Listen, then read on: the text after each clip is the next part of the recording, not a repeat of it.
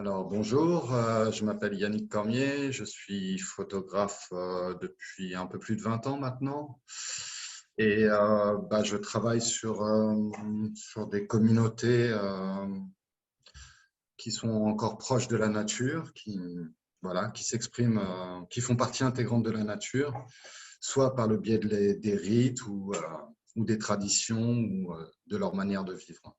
Voilà. Ça a commencé en 2017. En 2017, oui, je finissais un travail sur l'Inde de 15 ans et je me demandais qu'est-ce que je pouvais faire voilà, à la suite de cette série-là qui s'appelait Dravidian Catharsis. Et en fait, j'ai commencé à faire des recherches sur l'Europe et je suis tombé sur une image sur Google Images d'un homme sauvage et ça m'a tout de suite interpellé. Donc, j'ai fait un peu des recherches sur ce rite, qui était bien sûr en Espagne. Et, euh, et donc, j'ai appelé un copain en Espagne et il m'a dit, Couillon, oui, je connais bien ce village, c'est chez moi. Donc, il m'a dit, viens. Et ça a commencé comme ça. Donc, j'y suis allé. Donc, ce village s'appelle Silio. C'est en Cantabrie. Et le rite s'appelle la Viranera. Et donc, j'ai travaillé voilà, sur ce rite. Et après, j'ai commencé à développer voilà, ce travail. J'ai fait des rencontres, notamment enfin, j'ai revu Cristina Garcia Rodero qui m'a présenté plein de monde, qui m'a permis de rebondir voilà, sur les possibilités de faire enfin, de développer ce travail. J'ai rencontré un photographe via Cristina qui s'appelle Carlos Jiménez González.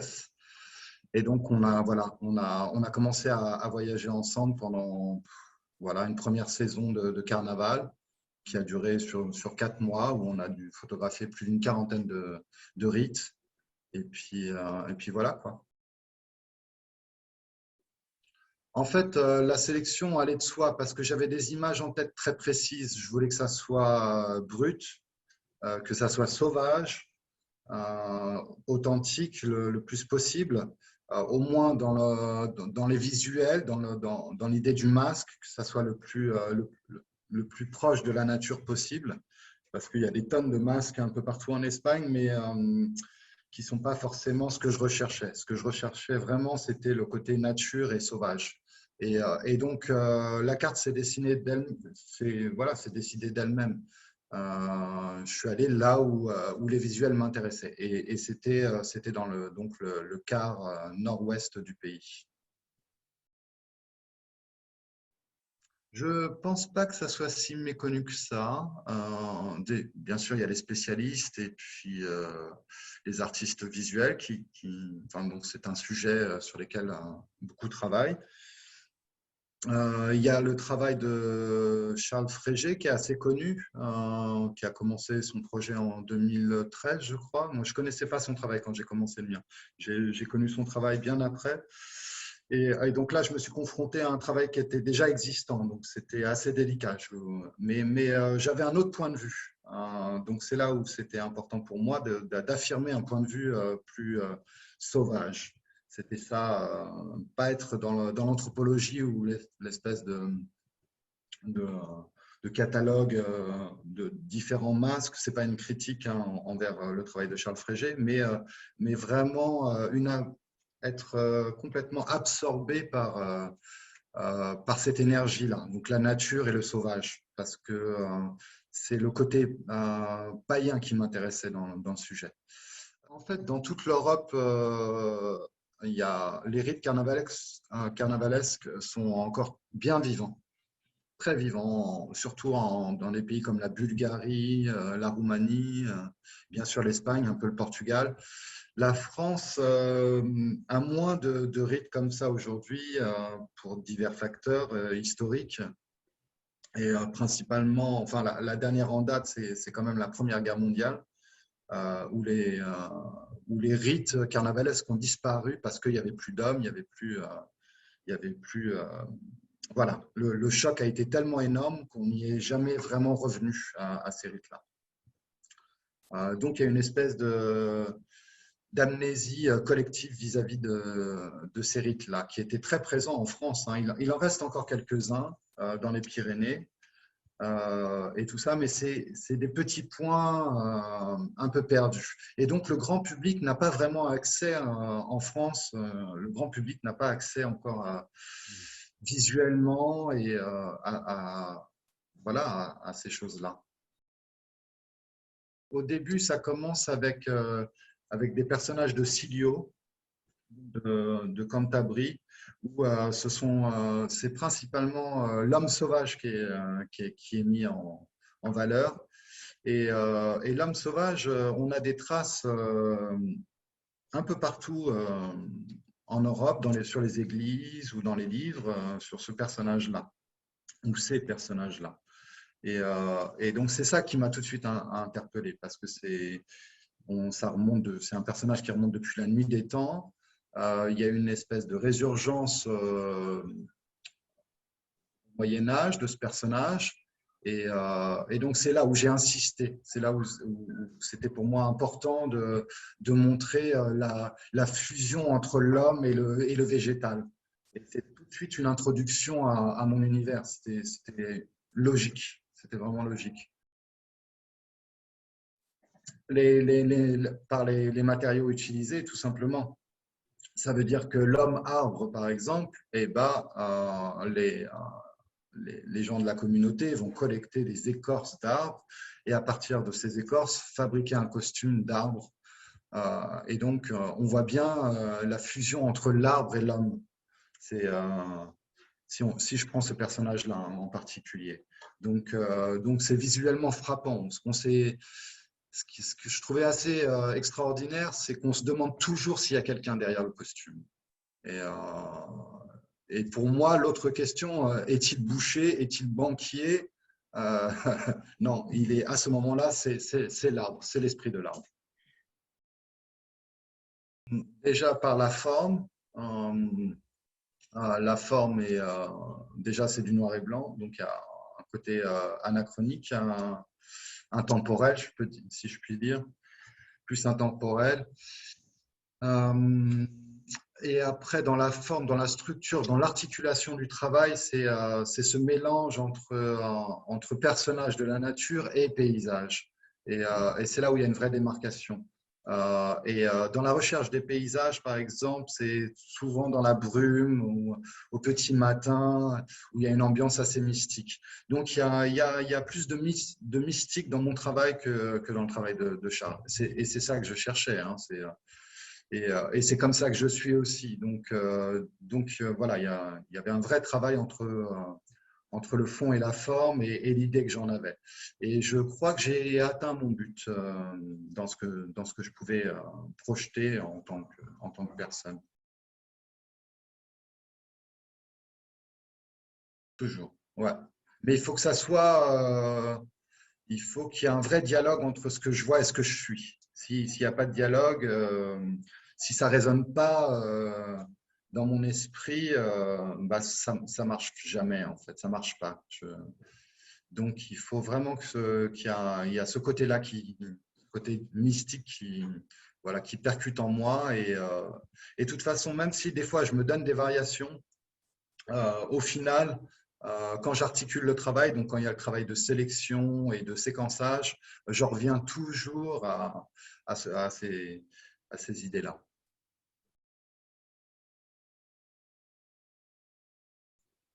C'est un état d'âme, en fait. C'est un état d'esprit, c'est un état d'âme. C'est un vrai, comme je disais, c'est un vrai dialogue entre qui je suis et la réalité qui m'entoure. Donc, j'essaie de capter l'essence de qui je suis à travers cette réalité qui m'entoure. Donc, c'est des fragments. C'est toujours des fragments qu'on prend. Mais là, c'est très… voilà, c'est ce que je disais tout à l'heure. Il faut que qu'il y ait une résonance. C'est une question assez difficile. C'est un langage, la photographie. Et donc, ça va toujours dans les deux sens. C'est pas je capte la réalité. C'est cet échange entre qui je suis et cette réalité qui m'importe. Et donc après, c'est le travail de sélection qui fait la différence, en revenir à l'essence de ça. Ah oui, oui, oui. Sur les carnavals ou les rites les plus forts, oui, oui, oui. Je me fais happer euh, par, euh, cette réalité. Et ouais, ouais, ouais, bien sûr. Il y a une espèce de dimension supérieure, euh, enfin, ou autre dimension qui s'ouvre à moi. Et là, je suis dans un état particulier. C'est difficile à expliquer, mais c'est le cas. Je le ressens. Je le ressens et, euh, et là, il y a une grande jouissance intellectuelle et visuelle qui se produit. Et quand il y a ce ressenti, il se passe quelque chose de particulier, effectivement. Non, c'est des choses qui sont en moi. Après, on ne fait jamais les choses seul. On a toujours besoin des autres d'une manière ou d'une autre. Ce qui est important, c'est que les autres comprennent notre vision du monde, comprennent ce qu'on a à dire de différent et enfin, qui nous aident à atteindre ces buts, quoi. Donc, et ça, c'est assez beau. C'est des très belles relations. Très belles relations. Sans orgueil ou autre chose. Ouais. Donc, ça faisait longtemps qu'on ne s'était pas vu avec Christina et on s'est revu à Silio la deuxième fois. Et, euh, et je lui ai expliqué le projet, je lui en avais déjà parlé et, euh, et elle m'a ouvert des portes, en fait, tout simplement. Les gens, quand ils m'ont vu avec elle, ont eu un regard différent sur moi parce que c'est une femme, c'est un peu la star en Espagne, elle est très connue. Et donc, quand les gens m'ont vu avec elle, ça a décanté les choses. D'un point de vue artistique, on va dire, je lui ai montré le travail complet, fini, vraiment, où on en a parlé la semaine dernière. Et elle a adhéré à la vision. Elle pense que ça me ressemble vraiment, pour la plupart des photos. On n'est pas d'accord sur deux, trois photos, mais pour le reste,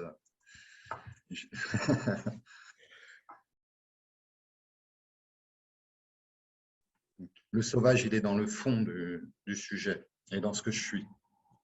Sur la forme, c'est très simple, hein. J'essaie d'être le plus simple possible, le plus direct. Et en fait, c'est une espèce de charge d'énergie qui est mise dans le travail photographique qui m'intéresse. Et il est là, le sauvage. Et j'espère que ça percute dans l'œil du public. C'est toujours ça le but. Autre chose, il y a cette idée de la persona, donc du masque social et tout ça. Donc il y a un jeu sur ça, il y a un travail sur ça. Et le sauvage se retrouve à travers ça. Je ne sais pas si c'est clair, mais c'est complètement hors du temps. Et c'est souvent, mes sujets sont souvent hors du temps. C'est ça qui m'intéresse. C'est ce qui perdure dans les âges, plutôt qu'une espèce de modernité. Même si on retrouve des choses comme ça dans la modernité, hein. Par exemple, la catharsis se retrouve très bien dans les discothèques ou dans les manifestations. On sent des formes de catharsis dans ce genre de choses. Mais c'est pas l'expression de l'archétype qui m'intéresse, c'est le côté primordial de l'archétype qui m'intéresse.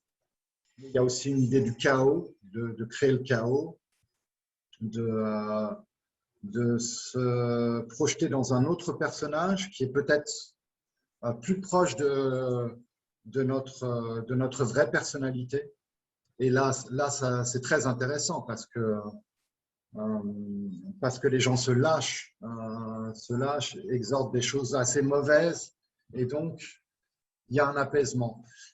Et ça, c'est en tant qu'individu, mais il y a aussi l'esprit collectif ou l'inconscient collectif qui travaille, et donc ça crée plus de cohésion au sein des communautés. Donc, il y a un vrai plaisir collectif à manger ensemble, à sortir dehors ensemble. Et puis après, chaque individu s'exprime à sa manière, de manière libre. La pression sociale, économique, politique du moment fait qu'on a besoin de moments comme ça, de cohésion, de liberté, comme une espèce de soupape. Voilà, c'est très important pour l'équilibre psychique de nos sociétés. Je le crois vraiment. Les rites sont importants dans le sens où on retrouve une place à part entière au sein du cosmos. On peut dire ça. On peut dire ça. Mais c'est toujours au travers du travail photographique. C'est jamais. Je me suis jamais, j'ai jamais été pleinement acteur de rite. Même si on me l'a souvent demandé, en Inde, en Indonésie ou ailleurs, ou en Espagne, mais je suis un témoin. Donc, il y a un côté acteur-spectateur dans mon travail. Je ne sais plus quel photographe disait il faut toujours un pied à l'intérieur et un pied à l'extérieur pour faire de bonnes photos et puis pour travailler. Donc, je garde toujours ça en tête. Les fois où j'ai été happé, où je rentrais presque en transe, j'essayais de m'extirper un instant, plusieurs minutes, pour revenir plus tard, parce que sinon, c'était plus possible. Je n'étais plus dans mon rôle. Alors, j'ai deux projets en tête. J'en ai beaucoup plus, mais il y en a deux qui sont importants pour moi pour le moment. Donc, il y en a un qui s'appelle déjà Pagan Poem, et c'est toujours sur cette même idée, sur ce que j'ai fait en Inde et en Espagne, mais avec des rites particuliers il y a des rites au Nigeria que j'aimerais photographier, en Serbie, en Indonésie, en Angleterre, mélanger aussi paysages, portraits, détails, voilà, beaucoup de choses comme ça. Et ça parlerait plus de moi en tant qu'individu. Quel est mon univers intérieur au travers ces rites, comme un poème, plutôt qu'un sujet en particulier. Un poème païen, voilà. Donc ça, c'est le premier projet. Et le deuxième projet, j'aimerais passer du temps sur les réserves dans le Dakota du Nord et du Sud, chez les Lakota, dans les tribus Lakota. C'est un sujet qui me tient à cœur depuis l'enfance. Puis j'ai lu un livre qui m'a ouvert l'esprit sur le sujet. Je devais avoir une quinzaine d'années, qui s'appelle Enterre mon cœur à Wounded Knee. Et donc après, je me suis bouffé tous les livres sur l'histoire des Lakota. Et donc, c'est un sujet qui me tient vraiment à cœur. J'ai beaucoup milité pour les droits civiques pour les Indiens. Et donc, ouais, j'aimerais revenir à ça. Donc, un travail de fond, donc plus politisé et j'espère aussi spirituel. Le plus simplement possible. Et en espérant être percutant. Alors parfois les sujets choisis ou la forme peut être brutale et donc peut faire peur aux gens, mais en fait, si on regarde au-delà de ça, le message est très clair. Nous faisons partie de la nature. Il n'y a pas de il n'y a pas de, pas le mot de, il n'y a pas de décalage entre l'homme et la nature. C'est une illusion de notre esprit. Il y a une histoire à ça, hein. Il y a une histoire psychique à ce détachement vis-à-vis de la nature. Mais on peut être moderne et incorporer la nature en nous, en ayant conscience de cette question-là.